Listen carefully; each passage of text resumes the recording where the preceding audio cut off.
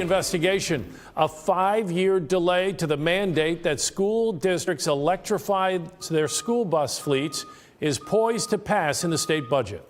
I think, this at least just says, let's put the brakes on this. Let's put a pause on this. It wasn't working for the school districts as is, and let's just give them some time.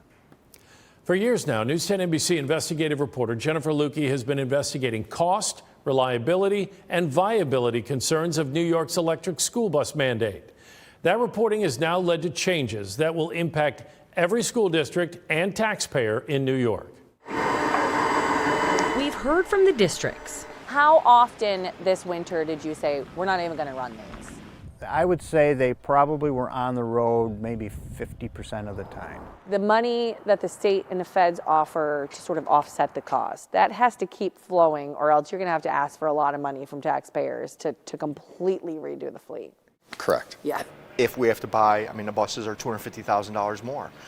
If we have to do infrastructure work on a new transformer, could be millions and millions of dollars. And we've brought those concerns directly to the people in power. Yeah, but this school bus mandate is coming for us in the next couple of years. So is it even physically possible for our districts right now?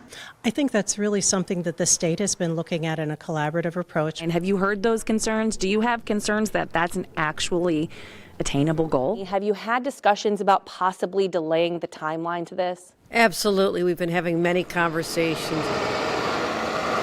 Initially, schools would have been forced to stop buying diesel buses next year and stop using them altogether by 2035. But State Senator Chris Ryan introduced a bill to delay that mandate for 5 years, and he's been assured it will be passed as part of the budget. Now districts will not be required to get these 2-year waivers and all of that. This will just apply universally across all districts. Correct.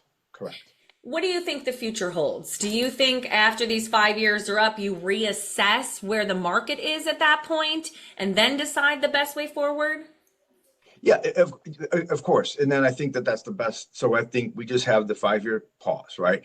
And then, listen, if the affordability, if they're available, which, right now they're not really available. And if they're available, they're affordable, they work. Efficacy is there. So we got to make sure that they can do the long distances. We can make sure that they don't run out of charges when they have to turn the heat on in the wintertime.